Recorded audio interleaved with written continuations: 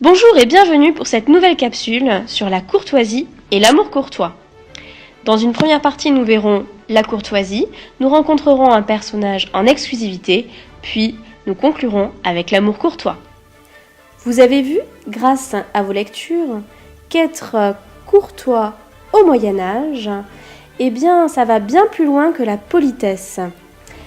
Donc, en effet, les chevaliers, lorsqu'ils sont reçus dans des châteaux, ils sont reçus vraiment de manière étonnante.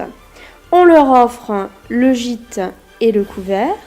Les belles dames offrent aux chevaliers des soins tout particuliers, c'est-à-dire qu'on leur fait une très très belle réception.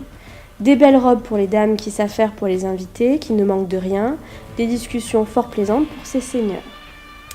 L'exemple de la pure courtoisie, on l'a dans le roman divin, c'est lorsque notre héros arrive au château de la pire aventure.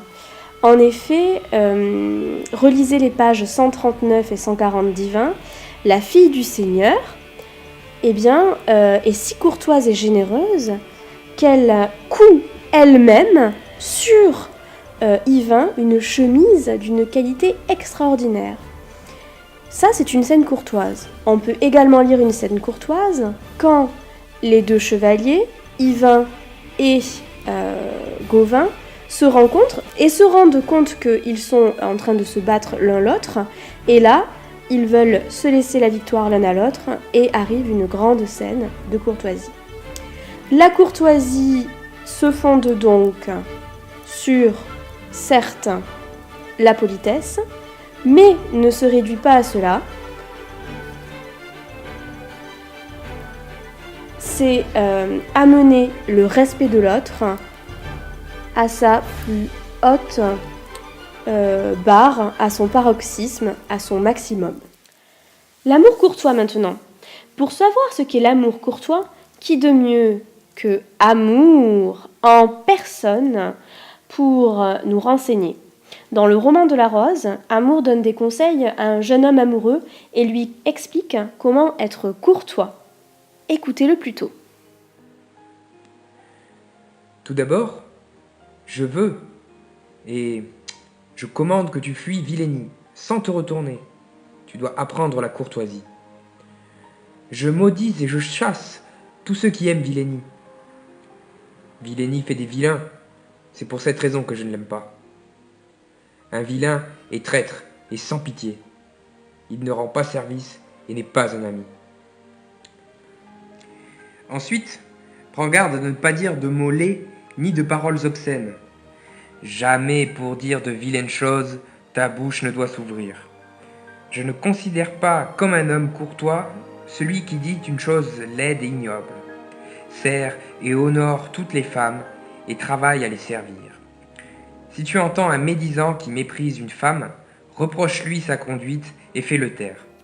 Comme vous avez pu l'entendre, il lui demande de rejeter Villénie. Et c'est-à-dire en fait d'agir avec courage et loyauté. De ne jamais dire de mots grossiers et de se mettre au service des dames. D'accomplir des exploits pour les séduire. Et enfin, d'être galant. La relation amoureuse est comparable au Moyen-Âge à la relation de chevalier. En effet, lorsque l'on a un seigneur qui a une dame, c'est comme un chevalier avec son seigneur. Le chevalier est le vassal de sa dame, il lui doit obéissance et protection. C'est ce qu'on appelle un vassal. C'est ce que fait d'ailleurs Laudine quand elle protège Yvain en lui donnant l'anneau magique.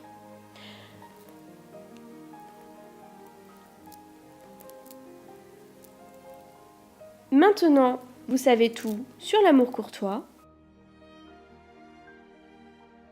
Pour ceux qui voudraient aller plus loin dans l'analyse et étudier l'amour courtois dans le roman divin, je vous conseille l'extrait page 72 de la ligne 209 à 248. Regardez par exemple si Yvain respecte les consignes données par Laudine. Quelle est l'intensité de ses sentiments? Et ceux également de sa belle. Vous pouvez également demander à votre professeur d'éducation musicale quelques éclaircissements concernant la fine à mort. Bon courage et à bientôt!